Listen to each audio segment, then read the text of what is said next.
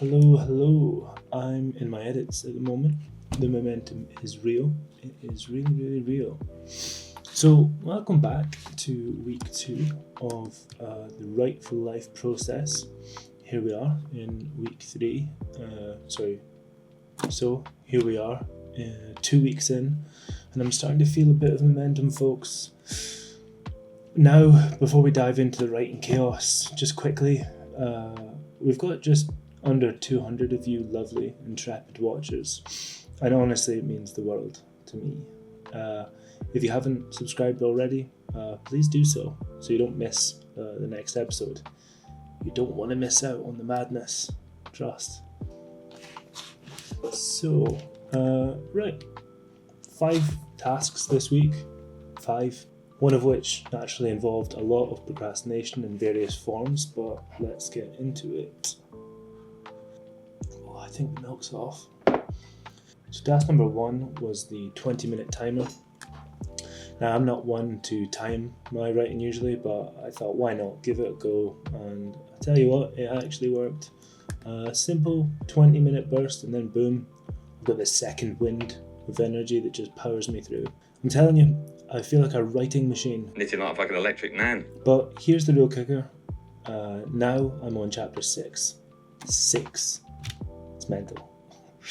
I've never written this fast in my life, especially for someone who writes at the pace of a snail on costly sedatives. Yeah, I mean, not everything is smooth sailing, but those characters, they're taking shape in ways I didn't expect. It's one of the best things about writing, really. You think you know where it's all going, but then boom, characters do their own thing, and I am here for it. So those scenes, those names, those moments, I've been dreaming about them all for quite a few years, and now they're finally on the page. And they look better than I imagined, but in a different way, if that makes sense. And here's the big milestone. 24,000 words. Yes, 24k. Pretty wild. It feels class.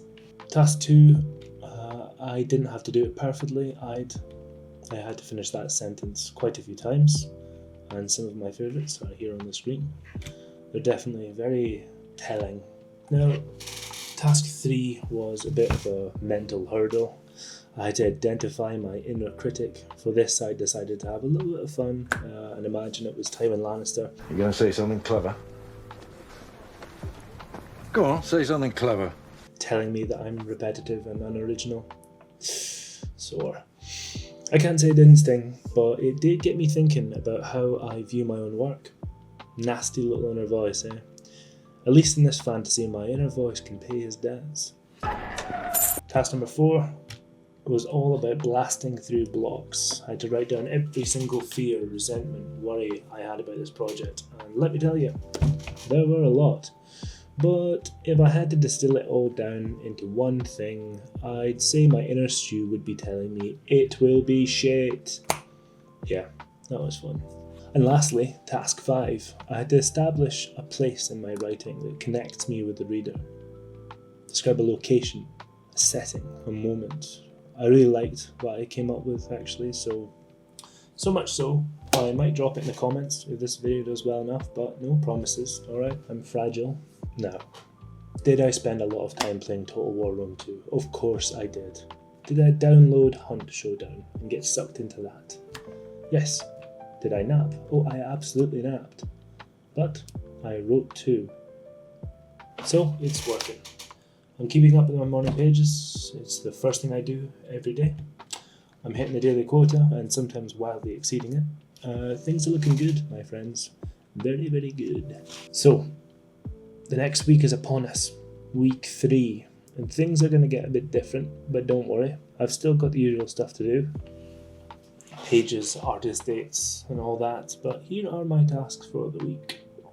Yeah, that's absolutely off milk. So, number 1, ask for guidance. I need to write out with pen and paper a question and see if I get a response.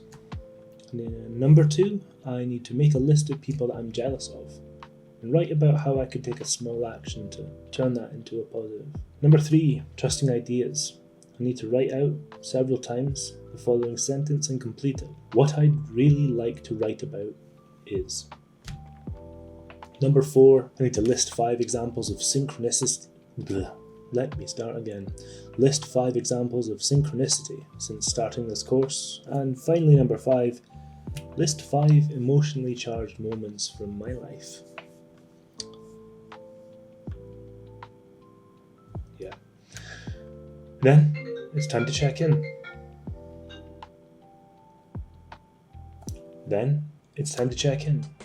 See how it's all going. You'll get to hear about it in the next video. It's going to be a weird week. See you then, troops.